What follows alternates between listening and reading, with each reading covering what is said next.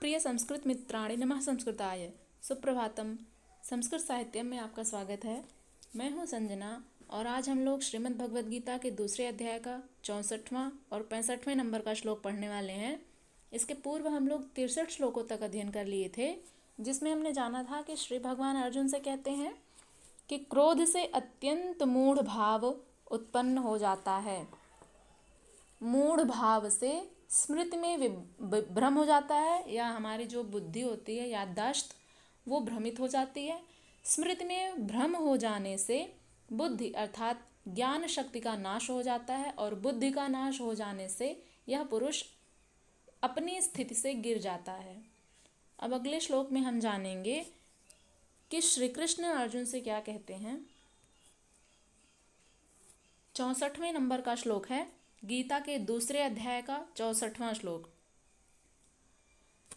रागद्वेष वियुक्तैस्तु विषयानिन्द्रियैश्चरन् आत्मवश्यैर्विधेयात्मा प्रसादमधिगच्छति। अर्थात श्री कृष्ण अर्जुन से कहते हैं, इसके पूर्व का श्लोक पहले समझ लेते हैं कि जब अर्जुन ने श्री कृष्ण से प्रश्न किया था कि स्थितप्रज्ञस्य का भाषा, इस प्रकार से था। 54 नंबर का श्लोक है, गीता के दूसरे अध्याय का 54 नंबर का श्लोक है। अर्जुन उवाच स्थितप्रज्ञस्य का भाषा समाधिस्थस्य केशव स्थितधीः किं प्रभाषेत किमासीत व्रजेत किम। अर्जुन बोले, हे केशव, समाधि में स्थित परमात्मा को प्राप्त हुए स्थिर बुद्धि पुरुष का क्या लक्षण है? वह स्थिर बुद्धि पुरुष कैसे बोलता है, कैसे बैठता है और कैसे चलता है? ये प्रश्न किया था अर्जुन ने श्री कृष्ण से। इसके बाद श्री कृष्ण अर्जुन को तरह तरह से समझाते हैं, तरह तरह के उदाहरण देते हैं, उनको समझाने का प्रयास करते हैं। अब इस श्लोक में भी वे उनको बताएंगे कि राग द्वेष वियुक्तैः तु, वियुक्तैः अर्थात वियुक्त, युक्त अर्थात जुड़ा हुआ होता है, वियुक्त अर्थात जो जुड़ा हुआ ना हो, अर्थात रहित। वियुक्त अर्थात रहित, अलगाव। इंद्रिय अर्थात इंद्रियों के द्वारा। विषया अर्थात जो हमारी विषया अर्थात जो हमारी इंद्रियां होती हैं। इंद्रियैश्चरन्, चरण अर्थात विचरण करता हुआ। आत्मवश्यै विधेयात्मा, आत्मवश्यै अर्थात अपने वश में। विधेयात्मा अर्थात विधिपूर्वक सुनियोजित आत्मा, उसको कहते हैं विधेयात्मा। विधि इसमें शब्द जुड़ा हुआ है, विधि आत्मा अर्थात विधिपूर्वक जिनकी आत्मा सुनियोजित है, अर्थात विधिपूर्वक जिनकी आत्मा सुसज्जित है, सुनियोजित है, उन्हें विधेयात्मा कहते हैं। प्रसादम अधिगच्छति, प्रसादम अर्थात प्रसन्नता को, अधिगच्छति अर्थात प्राप्त होता है। ये रहा शब्दार्थ। अब इसकी व्याख्या देखते हैं कि श्री कृष्ण अर्जुन से कहते हैं कि राग द्वेष वियुक्तैः तु, राग और द्वेष से वियुक्त अर्थात विलग, अलग रहना, राग और द्वेष से रहित। विषया इंद्रियैश्चरन्, विषयों के प्रति इंद्रियां जो होती हैं वो विचरण करती हैं। राग और द्वेष से रहित इंद्रियों द्वारा विषयों में विचरण करता हुआ। आत्मवश्यै विधेयात्मा, आत्मवश्यै अर्थात अपने वश में। विधेयात्मा अर्थात जिनकी आत्मा विधिपूर्वक सुनियोजित है, ऐसे लोग अपने वश में प्रसादम अधिगच्छति, अपने वश में क्या कर लिए हैं? इंद्रियों को। जिन पुरुषों की आत्मा विधिपूर्वक सुनियोजित है, वे अपनी इंद्रियों को अपने वश में कर लिए हैं, और ऐसे लोग प्रसादम अधिगच्छति। प्रसादम का अर्थ होता है, यहाँ पर हम लोग तो साधारणतः इसका अर्थ निकालेंगे प्रसाद, अर्थात कि किसी भगवान का जो प्रसाद होता है उसको बड़े ही आदर के साथ हम लोग प्रसाद को ग्रहण करते हैं। तो प्रसाद का एक अर्थ तो हो जाता है कि जो भगवान का प्रसाद होता है, जो चढ़ावा होता है। लेकिन यहाँ पर प्रसाद जो है प्रसन्नता का पर्यायवाची होता है, तो प्रसाद का अर्थ है यहाँ पर प्रसन्नता। प्रसादम अधिगच्छति, अधिगच्छति अर्थात प्राप्त होता है। तो ऐसे पुरुष प्रसन्नता को प्राप्त होते हैं। कैसे पुरुष? तो अभी हमने पढ़ा आत्मवश्यैः विधेयात्मा, जिन्होंने अपने इंद्रियों को अपने वश में कर लिया है, ऐसे विधिपूर्वक सुनियोजित आत्मा वाले जो पुरुष होते हैं वे प्रसन्नता को प्राप्त होते हैं। ये रहा शब्दार्थ। तो इसकी व्याख्या हम लोग समझ लेते हैं। परंतु अपने अधीन किए हुए, परंतु यहाँ पर इसके पिछले वाले श्लोक को पढ़ना पड़ेगा एक बार। अभी हमने पढ़ा था लेकिन फिर से एक बार पढ़ते हैं कि जो 63 नंबर का श्लोक है उसमें श्री कृष्ण ने कहा था कि क्रोध से अत्यंत मूढ़ भाव उत्पन्न हो जाता है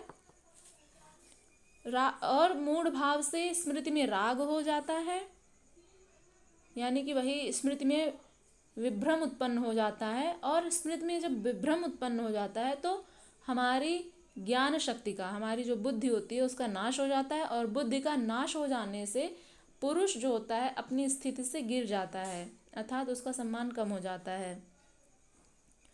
तो इसी बात को श्री कृष्ण समझा रहे हैं, परंतु जब अपनी स्थिति से गिर जाता है, परंतु अपने अधीन किए हुए। इसके पहले हमने क्या जाना कि जिनका मन स्वयं के नियंत्रण में नहीं रहता है, जिन भी व्यक्तियों का मन स्वयं के नियंत्रण में नहीं रहता है, जिनकी इंद्रियां सिर्फ विषयों के प्रति आकृष्ट होती हैं, वे क्या होते हैं, अपनी स्थिति से गिर जाते हैं। हमने ऐसा जाना। अब इस श्लोक में जानेंगे कि जो पुरुष या जिन पुरुष की जो इंद्रियां हैं वे उनके वश में यदि नहीं रहती हैं तो क्या होता है, वो अपनी स्थिति से गिर जाता है। लेकिन जो अपनी इंद्रियों को वश में किए हुए है उसके बारे में इस श्लोक में कहा गया है कि अपने अधीन किए हुए अंतःकरण, अर्थात अंतःकरण हृदय को बोलते हैं या चित्त को बोलते हैं, हमारा जो मन है उसे अंतःकरण बोलते हैं। अपने अधीन किए हुए अंतःकरण वाला साधक अपने वश में की हुई राग द्वेष से रहित इंद्रियों द्वारा विषयों में विचरण करता हुआ अंतःकरण को प्राप्त हो जाता है या प्रसादम अधिगच्छति, अंतःकरण की मतलब हृदय की प्रसन्नता जो होती है उसको प्राप्त कर लेता है। अब अगले श्लोक में बढ़ते हैं। 65 नंबर का श्लोक है।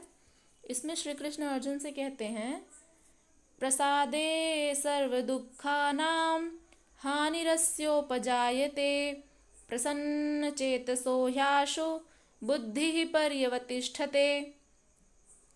अर्थात श्री कृष्ण अर्जुन से कहते हैं, प्रसादे सर्व दुखानां हानि अस्य उपजायते। इसका जब संधि विच्छेद करेंगे तो हानि अस्य उपजायते इस प्रकार से बनेगा। प्रसादे अर्थात प्रसन्नता में। अभी इसके पूर्व के श्लोक में हमने प्रसाद शब्द पढ़ा था, उसका अर्थ होता है प्रसन्नता। तो प्रसन्नता में सर्व दुखानाम सभी दुखों की हानि अस्य उपजायते, हानि अस्य यानी इसकी, इसकी किसकी, अस्य यहाँ पर जो है विशेषण है किसका, विधेयात्मा का। हमने इसके पूर्व के श्लोक में पढ़ा था आत्मवश्यैः विधेयात्मा। तो वही विधेयात्मा जिनकी आत्मा विधि पूर्वक सुनियोजित है, ऐसे की अस्य से तात्पर्य यहाँ पर होगा विधि पूर्वक सुनियोजित आत्मा वाले पुरुष की क्या होती है, प्रसन्न चेतसो ह्याशु बुद्धि पर्यवतिष्ठते। हानि अस्य उपजायते, अस्य माने इसकी, यानी कि जो विधि पूर्वक सुनियोजित आत्मा वाला पुरुष है उसके हृदय में उपजायते अर्थात उत्पन्न होता है, प्रसन्न चेतसः अर्थात प्रसन्न चित्त वाले की ही आशु। ह्याशु को जब संधि विच्छेद करेंगे इसका तो ही धन आशु बनेगा। ह्याशु ही माने क्योंकि आशु का अर्थ होता है शीघ्रता या जल्दी। बुद्धि अर्थात बुद्धि, पर्यवतिष्ठते अर्थात सब ओर से स्थिर हो जाती है। कहाँ स्थिर हो जाती है, तो एक ही लक्ष्य है परमात्मा, तो परमात्मा में स्थिर हो जाती है। अब इसकी व्याख्या देखते हैं। अंतःकरण की प्रसन्नता होने पर जब व्यक्ति अंदर से प्रसन्न रहता है, खुश रहता है, तो इसके संपूर्ण दुखों का अभाव हो जाता है। यहाँ पर श्री कृष्ण ने सबसे पहले कौन सा शब्द कहा? प्रसादे, यानी कि प्रसन्नता में। सबसे पहले कौन सा भाव आना चाहिए हमारे मन में? प्रसन्नता का, क्योंकि जो हमारे हृदय में रहेगा वही हम दूसरों को बांटते हैं। ऐसा ऐसा सब कहते हैं और ऐसा सही भी है कि यदि किसी के पास प्रसन्नता है तो वो प्रसन्नता ही बांटेगा, किसी के पास दुख है तो वो दुख ही अपना बांटेगा सब में, ऐसा माना जाता है। तो यहाँ पर श्री कृष्ण ने क्या कहा कि प्रसादे, यानी कि प्रसन्नता में। जब हृदय प्रसन्न रहता है तब क्या होता है कि सभी दुखों का अभाव हो जाता है। हानि अस्य उपजायते, अस्य माने वही विधिपूर्वक सुनियोजित आत्मा वाले पुरुष की, जिनकी आत्मा, जिनकी इंद्रियां जिनके वश में हैं, ऐसे पुरुषों के हृदय में जब प्रसन्नता आती है तो उनके सर्व दुखानाम हानि, सभी दुखों की हानि होती है, अर्थात सभी दुख उनके चले जाते हैं, उनका अभाव हो जाता है और उनका हृदय प्रसन्नचित्त रहता है। तो एक ये लाभ है कि हृदय की प्रसन्नता होने पर सभी दुखों का अभाव हो जाता है। और क्या होता है? और उस प्रसन्न चित्त वाले कर्मयोगी की बुद्धि शीघ्र ही सब ओर से हटकर एक परमात्मा में ही भली भांति स्थिर हो जाती है। अब कहने का भाव समझिए श्री कृष्ण के। आप लोगों ने देखा होगा श्री कृष्ण के चेहरे पर एक मुस्कान सी रहती है हमेशा। श्री कृष्ण के जीवन में भी बहुत तरह के उतार चढ़ाव आए थे। बचपन में ही उन्हें अपने माता पिता से वियोग सहना पड़ा था।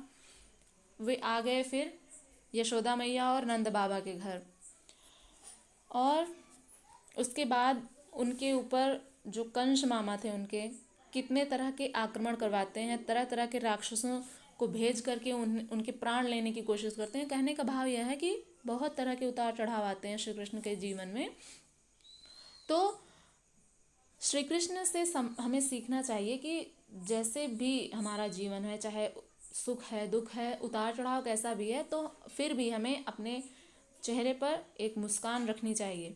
तो यही भाव है इस श्लोक में भी कि जब हृदय की प्रसन्नता होती है, जब हमारा मन प्रसन्न रहता है, तो उससे तो सबसे पहले क्या होता है? सभी दुखों का नाश हो जाता है, सभी दुखों का अभाव हो जाता है। और उस प्रसन्न चित्त वाले कर्म योगी की, और जब हमारा मन प्रसन्न चित्त रहता है तो क्या होता है? सभी उस प्रसन्न चित्त वाले कर्मयोगी की बुद्धि शीघ्र ही, जब हमारा मन प्रसन्न रहेगा तो हम शीघ्र ही क्या हो जाएंगे? परमात्मा से हमारा साक्षात्कार हो जाएगा। तो शीघ्र ही सब ओर से हटकर एक परमात्मा में ही पर्यवतिष्ठते, भली भांति स्थिर हो जाती है। अब हम लोग